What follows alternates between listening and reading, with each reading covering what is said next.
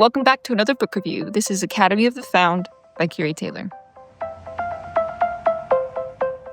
So, I think I mentioned this in the very first review of these books. I don't really read or watch witchy stuff. I just don't like it for personal reasons and I guess other reasons. I don't know. But I just don't really like them, but I gave this a shot because I love Keary Taylor. It did take me a while to get through this book. I'm not sure why. I think I was just in a slump and I didn't really want to read.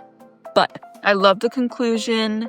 I loved the development of the relationship in the end. It is happy ending. So let me go ahead and give you that summary. The weight of being a mage is piling up. I discovered the truth of who it really is, and he tried to kill me for it. Me and Nathaniel are students. We're not murderers, but he's putting every single one of us at risk. And a modern witch hunt is just around the corner with him on the loose. We must deal with him. My mother has returned. We have been wary of portal magic ever since her disappearance, but she's brought with her a tale far more perilous and wilder than I could have ever imagined. What we do is dangerous. As we discover more and more magic, we're experimenting with our own lives every single day. We can't ever forget the risk.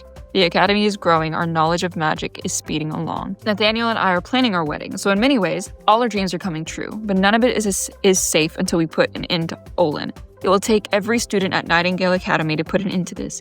Battle magic was something I never wanted to focus on, but we will do whatever it takes to protect each other. Don't miss the epic finale to the Resurrecting magic series. I love the growth that they have, both personally and magically, and I love the idea of the Academy, the school, which I called from the beginning, thank you very much. Fighting the big bad is always a great climax moment, and it was really interesting seeing that happen, and I really enjoyed it.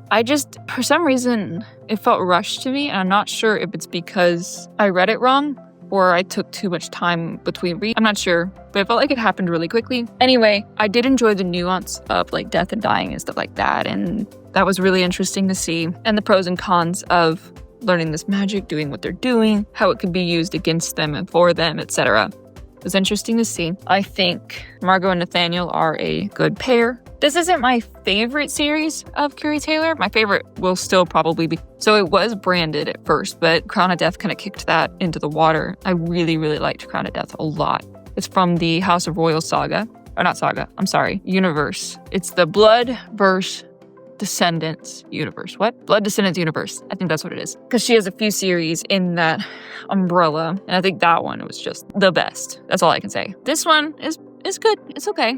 It's not one that I would read again, or I don't think I'd get the paperbacks of this. Maybe I would just to support Keary Taylor, but I wouldn't get them to read them again. You know what I mean? That being said, this was a really good series and I enjoyed it. And I thought the ending was great. I thought the character growth was great. I love the different cultures that we get to see, such as Scottish and Irish and so on and so forth. Her side characters are always the best. And I do have one quote. I didn't highlight anything else, but I just have one. I have enough, I answered honestly. We find happiness in our current circumstances. I want what I have. I don't need the entire world looking at me. And I loved that. So this one was a little bit of a shorter one. I enjoyed this series. I hope you took this journey with me, and I hope you picked these books up and you read them too. If not, definitely check them out because I'm not going to spoil what happens. It's just so interesting, and I love the found family aspect of it. How all these young adults came together and they were like, oh, we can all do this thing. This is really interesting and really cool. And I also do enjoy the nuance around locking away the magic versus having it. I think it'd been really cool if we kind of explored more of the locking it away aspects and the pros with that, because that's what Olin was against. He wanted to show the world all this magic.